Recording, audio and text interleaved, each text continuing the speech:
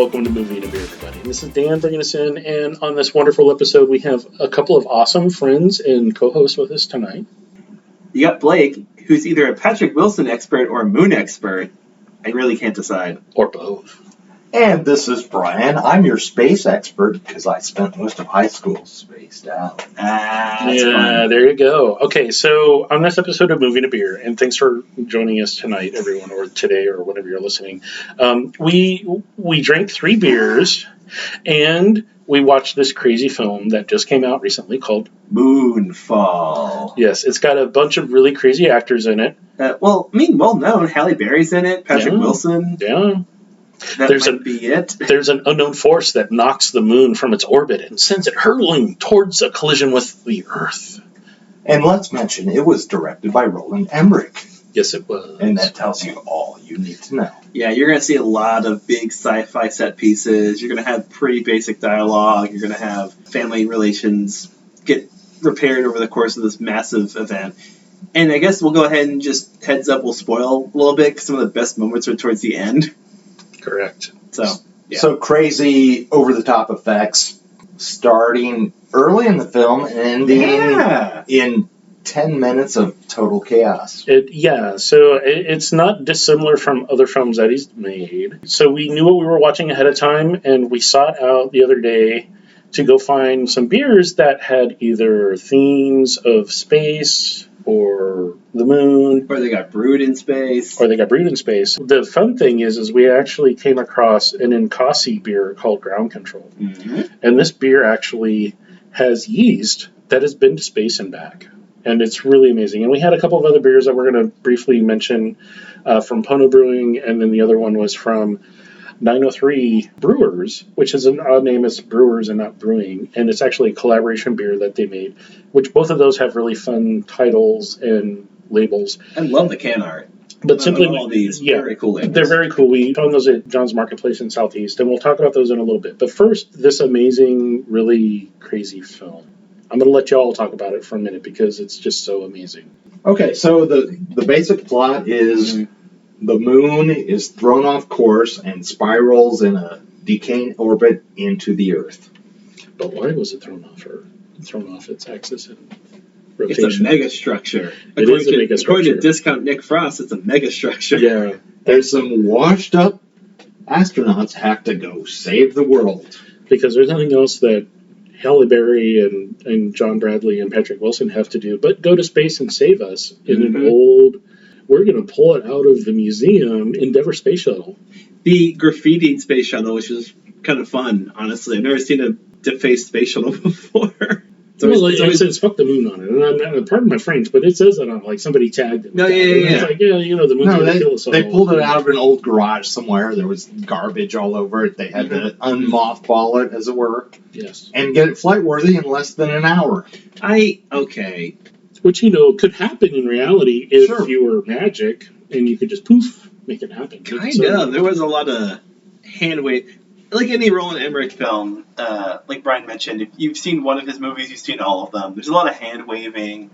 Science gets brought up but kind of pushed to the side in favor of like big spectacular events and whatnot.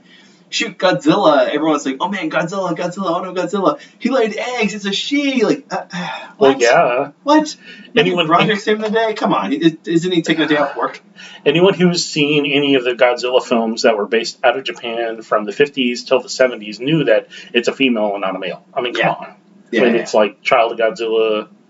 I mean, come on. There's like a dozen of those. But why be a slave to science when you can tell a good story? That's true. Correct. That's entertaining and have a really big effects budget. Yeah, and it was interesting that they totally slammed on the government officials, like the ones in charge were like, I'm going to run away, and like, here, you're in charge now, here's my badge. Bye. Yeah, Roland Emmerich treats the government like a side character when Roland Emmerich always has a core set of good guys that are like the protagonists of any of his big budget movies, which is similar to Michael Bay, except he glorifies the military in his big budget movies. Yes. And also makes bad Transformer films. And he regrets that. I mean, he did say recently that he was interviewed by somebody, and somebody said, you need to stop making those. And I was like, yeah, probably.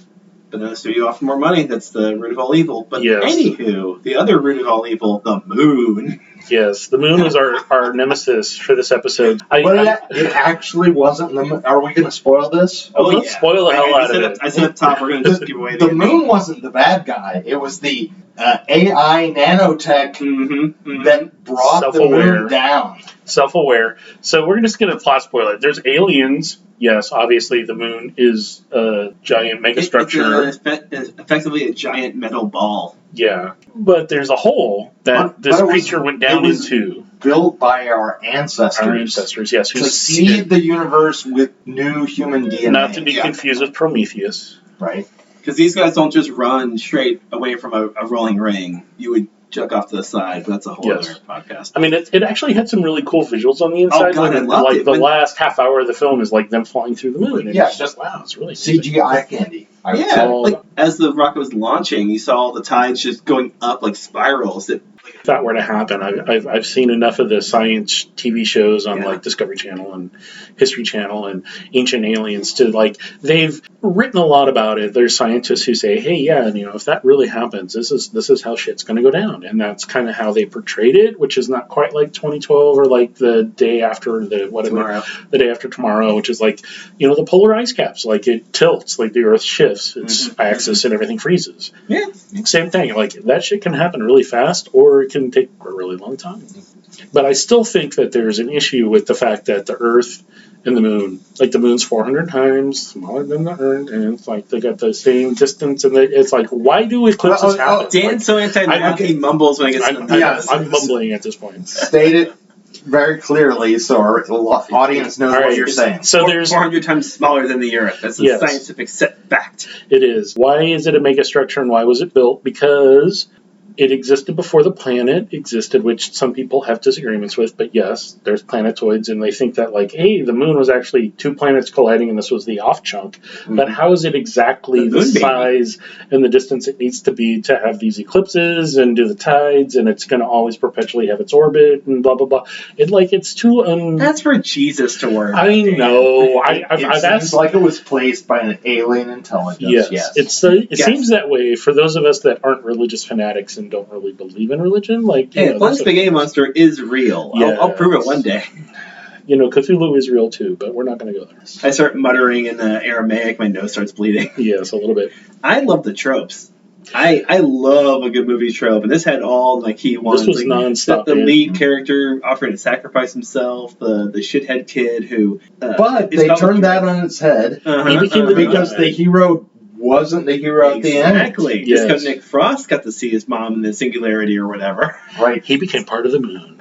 Right. Okay, so we scanned your consciousness, and you're now part of the moon. Because so the whole thing. Let's talk about this whole conversation in a white room with the Buddhist figure. Yeah, God. It's like, really, how tropey is that? It's like, how many? I'm like. I'm sorry, but there was so many films. I was like, hey, was it like Mission to Mars that had the exact same? They went into the pyramid. A lot of sci-fi. Like 2001 had the conversation in the white room with the alien intelligence. Well, that was inside the obelisk, right? Yeah, that's right. So that's probably the foundation for that trope. It has to be. Correct. It feels so Kubrick. I can't not assume it's that. It's not hard to think about. There's plenty of things we can mention. Plenty of other films we can draw from. Yeah, draw from. Yeah. But okay. So this film wasn't really deep. Nah. But it was a lot of fun to watch. It's a lot of fun to watch. It was a good sci-fi. Not even time travel. I thought it was time travel. I thought it was like, hey, we had gone back in time and built the moon, and then we blah blah blah. And I was like, yeah, no, it was Prometheus. Saying like Prometheus. It was a sci-fi disaster film. Yeah. And then the moon corrected itself. Yeah, that's the thing that threw me off. Is Roland Emmerich always has his pack of good guys and a pack of bad guys, and it's all sort of the set piece of a disaster film, the earth shattering.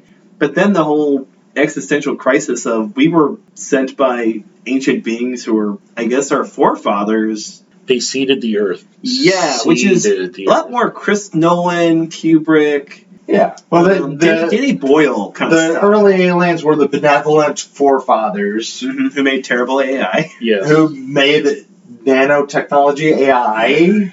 Which we're about to do. Let's use some buzzwords. Hey, Terminator much? Yeah. Well, those aren't nanites. Those are just neural net processor learning computer. Bad computers. Like Well, until the second one when he showed up and saved the day. That was great. I love that movie so much. Yeah, so the fear of bad technology was what this movie was about. Come with me if you want to live. Dun, dun, dun, dun, dun. So don't misuse your series, because otherwise you're going to end up having chunky nanite blocks eating you, I think. The whole thing was electronics that have people inside them. Which seems really specific. It seemed very, very specific. It's like, here's a plot twist, and we're just going to twist it a little bit more and make it But it looked for us. super cool. Yeah, the incredible special. The bad guy alien, bad person alien, let me rephrase properly. The bad person alien didn't care. It just wants to destroy. And, they didn't believe it a decade prior that, oh, hey, there's this alien that came in. Well, the power was out, and that's the whole thing. It only looks for specific, organic life forms inside of electronics. I genuinely forgot that there was the whole prequel part of the movie where the two biggest leads get attacked and survive. Yeah, I mean, that's the whole reason they come back. Again, it leads to one of my favorite tropes where the lead hero is down on his luck, behind all his rent payments, is always late to places. I love that crap. And he becomes the hero. And he becomes the hero. Mm-hmm. He's not the one that self-sacrifices, though. He tries to. The discredited scientist. Yes. I wonder. He's not a doctor. There were 3 writers for this film. I wonder if it was the other 2 writers telling Roland, no, seriously, we're going to shift it so this guy gets it. And Roland probably saying, no, it's a set formula. Yeah. No, dude, believe me. It's going to be great. It's going to be great. It's going to work. It was nice. It sort of worked. It was nice having that catharsis with his Alzheimer's-ridden mother. His mom. Yes. Fuzz Aldrin. Fuzz Aldrin, his cat. Yes, Fuzz Aldrin, who pees on the paper, who he picks up and then realizes, oh, hey, I can contact NASA through this guy. There's a lot of tropiness, but I appreciate it because this is a big budget film. Yeah. And they tried really, really, really hard to not have it be a big budget film. It took itself seriously. You're part of the moon now. You're part of the moon now. It literally took itself seriously, which is weird because usually when it's this far-fetched, you don't take yourself seriously, but all of this guy's films. Roland goes real serious. He's legit we really believe. Independence Day is real fun to watch. He believes in his movies. Yes. Yeah. If I'm a believer, you should believe it too. I will say the last 10 minutes was too much for me. Really? Oh, it's just, I know it was too much. It was just over the top. I can see that. Well, was it the sun getting trapped under a log and then the moon scraping against the planet mess up the gravity so he could leap across the bridge? Yeah. No, they could lift the tree off of him because the moon was going by. I was like, oh, it's going to mess with the gravity. Let's lift it off and you'll be saved. It's like, yet they aren't carried up into the moon. Well, and from that point on, it was all explosions and flying debris and fireballs and the top of the Empire State Building landing in Colorado it's like, or wherever. What is that you almost had that moment that Brian mentioned where any post-apocalypse movie, Mars Attacks does it, but it's tongue-in-cheek, where you see a bunch of birds flying around, deer show up, and you're thinking, cool, we can rebuild this Earth. What are you going to rebuild? Everything is wrecked. Yeah, no, there's nothing left. What kind of life is there with no life? Yeah. Well, I mean, if there's no internet, I'm like, the dude's like, okay, after all the tides get messed up and there's no cell towers anymore because they're on the ground and everything ground level's hosed and just like, why is my cell phone not working? And I'm like, you're an astronaut? Son, you're going to have to eat that cell phone. That's your food now. I'm like, you're supposed to be a little smarter than that. Figure it out. And at the end of the world, who's going to brew beer? Somebody will. I think who might that be? There's a number of people who will, but yes, okay. So we, as mentioned before, thank you for the segue. Don't call it out. It was clumsy. No, it was a clumsy segue, but no, it's all good. So we had 3 beers that we intentionally sought out. We went to John's Marketplace on Southeast. Unfortunately, ran into some issues with some of these beers because we bought them off the shelf, and they were not in a refrigerator, and some of them have sat for a little while. Would you say they were thunderstruck? Do. Yes, they had a little bit of issue. I'm sorry, guys. No, it's all good. I was trying to figure out how to make heat 2 syllables. Yeah, no. The first one that we tried... Air heat struck. Okay, I'm done. Yeah, no. So these all sat on the shelf. Now, the fortunate thing is the first one and the last one not really affected by that, but the middle one was pretty not so good. Ninkasi Brewing was the first one we tried, Yes. and it's a 2017 ground control barrel aged imperial stout. It has an astronaut on the cover, and this was Brewed in space.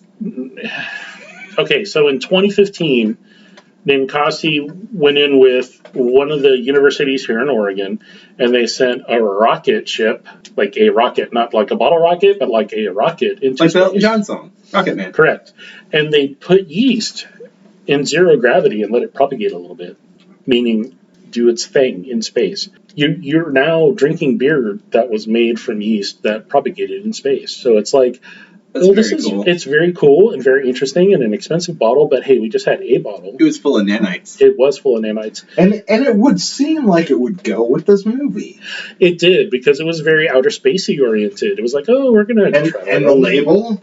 Very much. It's literally an astronaut. It's an astronaut floating on a spider web. Yeah, it's kind of like we're going through time and space. Or maybe it's a 2001 reference. It might be. Like it looks like the hexagonal type. Mm-hmm. Yes. I'm sorry, Dave. I can't let you brew that. Yes. Oh, jeez. Here we go. That was off the cuff. I'm amazing. So 11%. Indeed. And 50 IBU, so the bitterness, the IBU level, comes from them just dumping a bunch of Apollo, Bravo, and Comet hops in it to help balance out the sweetness, because it's got a very, very, very big barrel-aged, almost barley wine type approach. Everyone who tasted it here mentioned the sweetness. Like, I think Brian mentioned it. I thought it felt or tasted very fruity. Right? Yeah. So it's got like raw hazelnuts, star anise, which is a Asian kind of licorice flavored spice, and then cacao.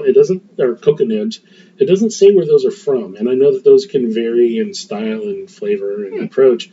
But it had all of those flavors. It tasted really amazing and strong and forward. It just really held up really well, considering that it was made in 2017 and it's 2022. So, I mean, it's about 5 years old, sitting on a shelf. That's pretty well.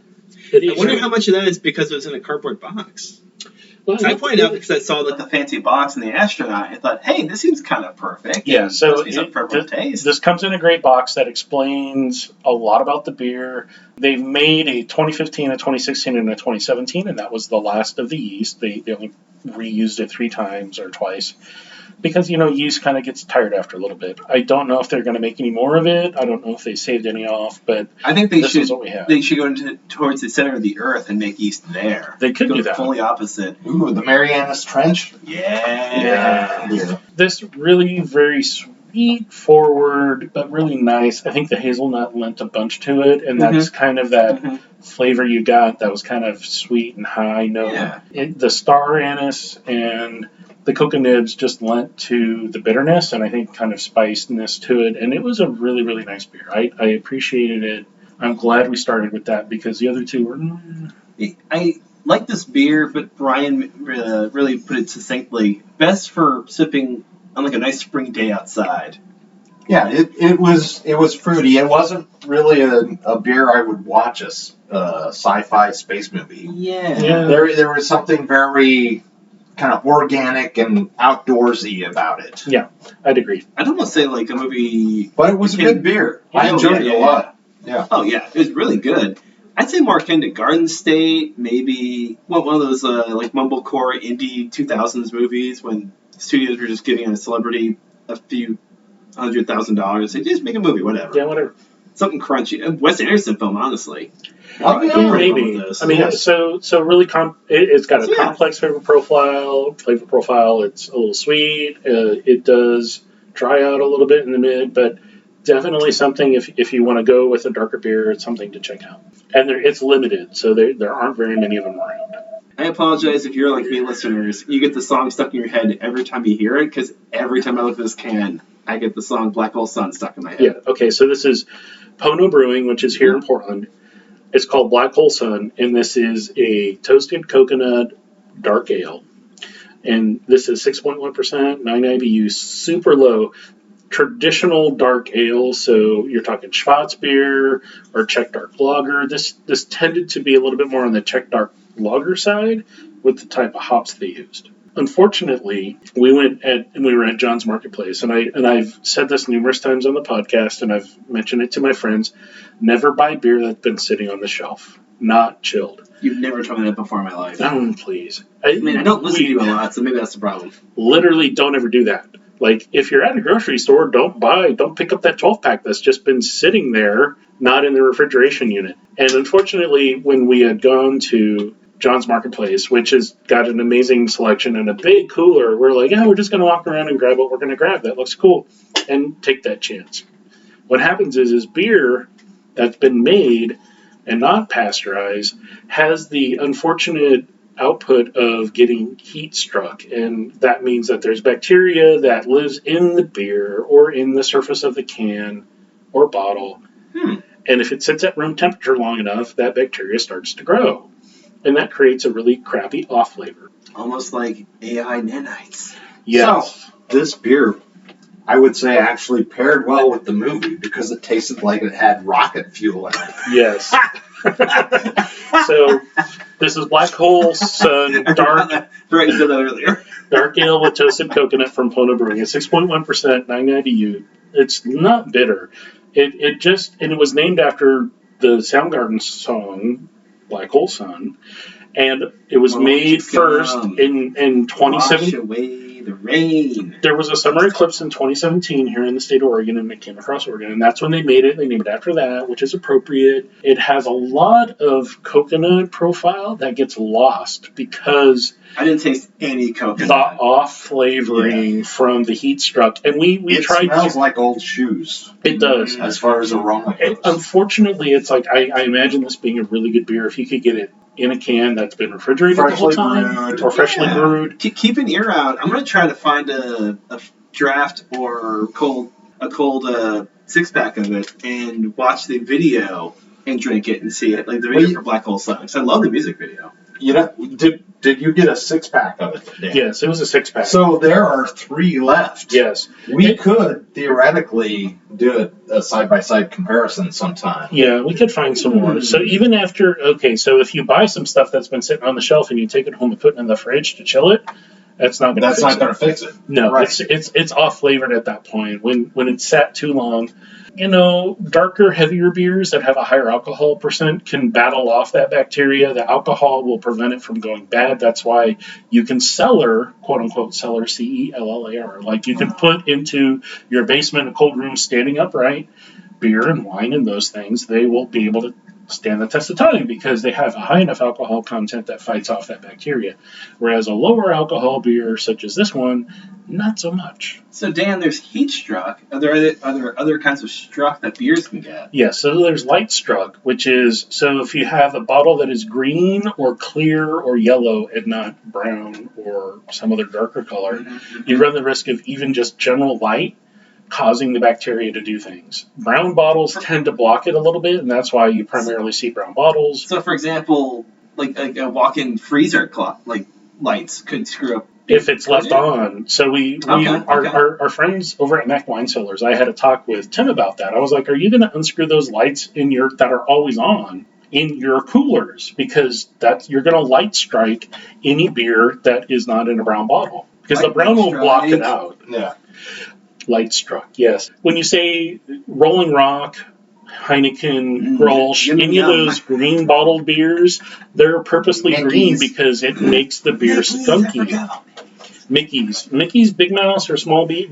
I loved Mickey's when I was in the military way back in the day because it tasted high school brew. It tasted Hold on. horrible, and it didn't matter because it got you drunk because it was high alcohol. But that's all that mattered. So, Pono Brewing, I applaud you for your other beers and this beer. We just need to find it fresh and refrigerated. At this point, a lot of the Pono beers I've had from them have always been really good because they're always refrigerated. We can find one refrigerated. I'll figure out how to simulcast the video with me drinking it and talking about the music video with the beer, because I feel like if this tastes how it's supposed to taste, it'd be a really cool combination, watching all the big eyes happening while they're just crooning about the sun watching the rain. I mean, and this was, and I might have mentioned it while we were pulling it off the shelf. I'm like, we're going to take that chance because sometimes you did bring it up, and I think I wantonly ignored you and threw it in the cart. Yeah, no, it's all good.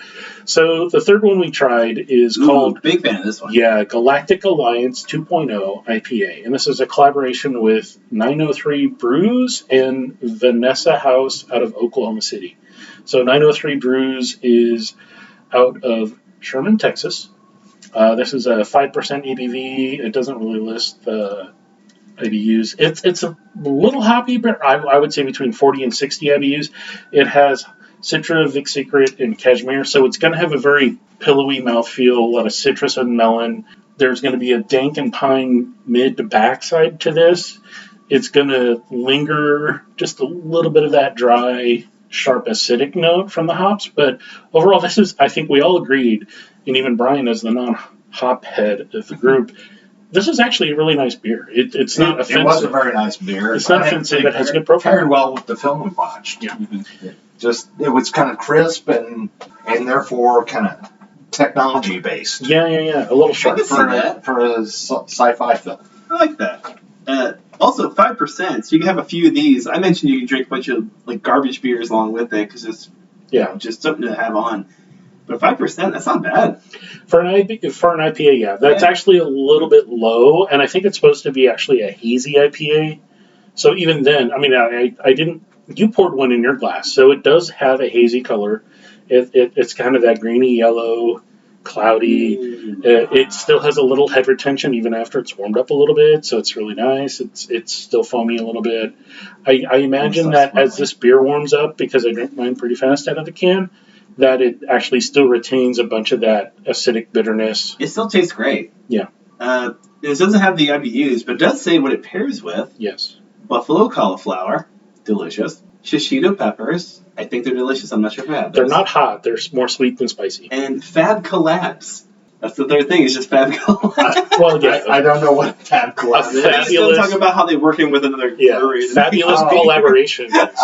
Fab collab. That's on point with you're in the moon now. Or you're a part of the moon. You are now you are the moon. Yeah. So that is our collaboration for the evening. Oh boy, it's most amazing. But, I really think that this last beer kind of saved the first one and the last one, the middle one, because simply, we opened 3 of them and they were all off flavored, and we're just like, let's not go. Again, the first one was great, just not for this movie. Yeah. It's just an amazing, space oriented beer because, hell, the yeast went to space, propagated, and came back. That's amazing. Yeah, it was very on theme, but it didn't really match it. Didn't match. The flavor didn't match. If it was a smaller, independent, maybe a horror sci-fi movie where it's like 7 actors total and it's all dark and quiet, maybe. Like Evil Dead. Yeah, Evil Dead in space. Hold on, Evil Dead in space. Well, there are some Friday the 13th in space. There's a Jason Voorhees one in space. Jason X? Yeah, and then there's I don't remember. Dude murders a kid with another kid in a sleeping bag. Yeah, it was amazing. Was there? I know there was Jason versus Freddy. Was there ever a Freddy in space? Nah. Freddy turned into more mystical dreamscape. It went from horror to sort of fantasy almost. Yeah. Like Hot Topic or Spencer's Gifts style fantasy. And he said the word bitch a lot. Jeez. Brian, you have some thoughts? Or you just deep thoughts. I'm trying to think of a film I'd like to watch with that first beer. Right? I think Aliens would work. Yeah. Like Marines blowing up aliens in space. Give me some. So there wasn't the first Alien, but I think you're right. Okay, so this film we watched. Over, man. Game over. Game over. This film was PG-13. They're in the room. This film was PG-13 and has a little bit of, I would say, foul language, but not a lot. There was. I think they said the F word once. Why am I saying the F word? I said fuck earlier. Yeah. Just on Nick Cage says fuck once. And I was like, oh, good for them getting out of the way early. Yeah, it's like, and then there's no nudity, there's no sex. It's just like blow up violence. I'm like, this is just like any movie you can see on the Sci-Fi Channel. There's no body count. You never see anyone actually fight. No one actually dies in this. Oh my god, you don't. No, that's why it's PG-13. Yeah, a tidal wave comes and.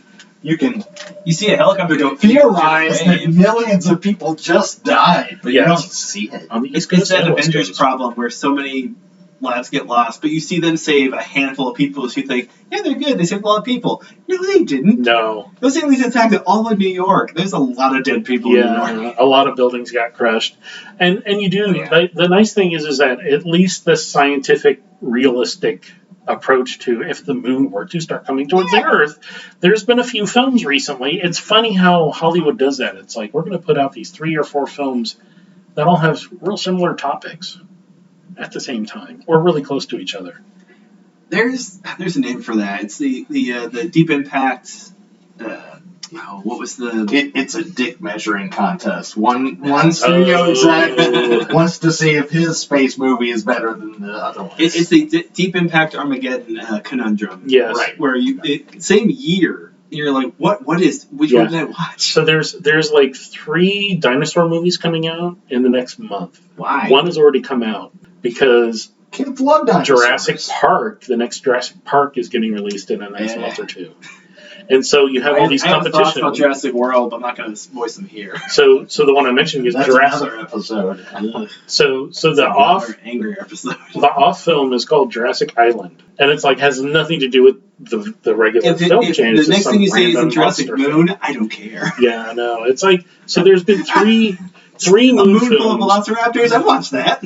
3 moon films that came out in the last month, and it's just like what? Because I've watched them, and it's like they were really bad, not so bad, and then this one, and this one's like you have a finite amount of time on this planet before you're gone, right? You shouldn't spend it watching these movies. Watching moon movies. someone's got to watch them. Moonvies. Yeah, So Dan, do you know what space tastes like? that is a very good question, and unfortunately, because there's no air in space, it would be really hard to know what it tastes like because it kind of requires your taste buds to work, which requires you to be able to breathe. And So not no. be in a vacuum? And not be in a vacuum or void. In space, no one can taste the hops. Yes, that is going to be our theme every time we do a sci-fi film or a space movie of some way, shape, or form. Yeah, no one can taste hops in space because you can't really taste anything. But, I digress. Because you did. You're very dangerous in space. Unless you're one of the characters in a Marvel film who can survive being in outer space for up to 20 seconds. Yeah, they kind of play fast and loose with those rules. I'm not here to defend Marvel's space rules. It's not as bad as Dragon Ball Z. Science? I've got science? I've got the shiny matches over Dragon Ball Z. It's nuts. Yeah, DBZ doesn't really count. I mean, there's so many... Vegeta's standing outside of his pod, just no helmet. Like, I mean, whatever. But Yeah, damn, well, dude, he's got the force around him.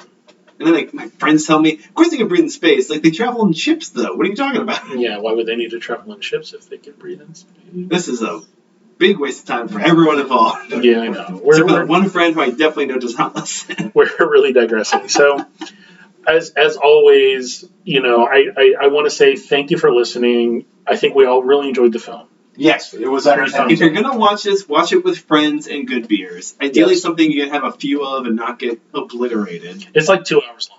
Yeah. Or close to 2 hours. It's 2 hours, 10 minutes. It's a little assume the longer. credits are at least 5 to 6 for all the special effects. Yeah, I mean, it was all special effects CG. And I will say, we missed vast swaths of dialogue because we were chatting and having fun.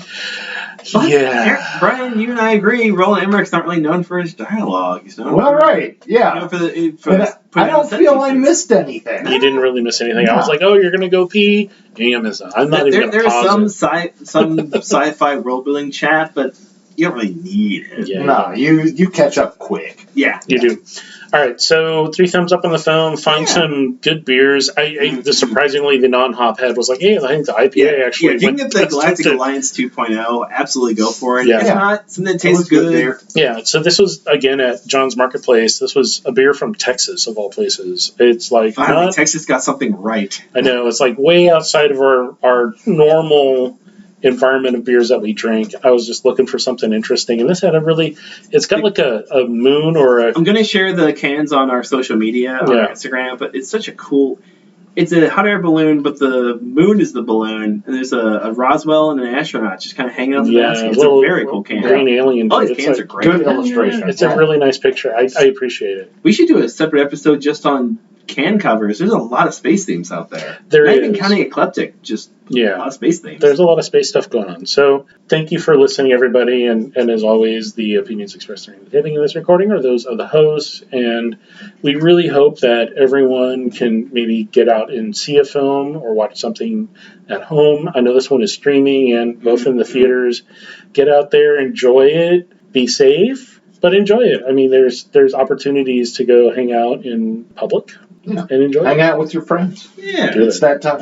It is that time. If you don't hydrate, you'll dehydrate because the moon will scrape against the planet and destroy everything. It'll suck all the oxygen away. Except for the And gravity. Yeah, except for the one kid who has a nice little growth arc, like every big sci-fi, big budget movie. Wait for it to go by. It'll pull the tree off. But we won't go up with the tree. It'll just pull the tree off. Yeah. It's amazing. Yeah, everyone knows that the moon affects trees more than anything, Dan. Well, it's oh wait, well no, it's all organic. My brain's melting. Hold on. My nose is bleeding. Oh no. Yes, no, here we go. Check out the film or check out a film. Find some good things to drink. Hang out with your friends. Shoot, listen to old episodes and get hammered. That's a fun time. Yeah, it is Watch a fun movies time. and drink beer. Yes, because that's the whole point. All right, this is Dan signing out. Thank you for listening, everyone. Patrick Wilson was Night Owl in the Watchmen movie. This is Blake. This is Brian. Thank you.